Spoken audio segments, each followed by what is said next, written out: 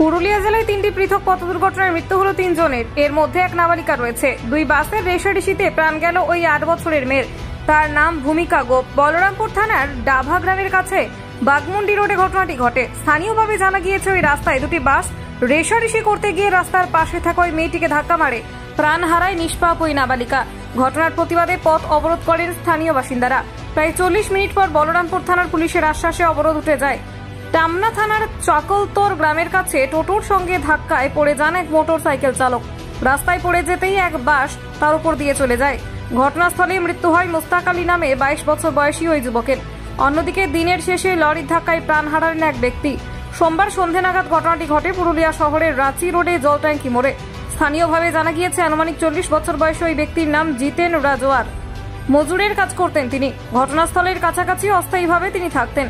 রাস্তা পারাপার করতে গিয়ে একটি গ্যাস সিলিন্ডার বোঝাই লরি তাকে পিষে দেয়। ঘটনাস্থলেই মৃত্যু হয় তার। ঘাতক লরির চালক পলাতক। লরিটি আটক করেছে পুরুলিয়া সদর থানার police. Bureau report, Bengal views.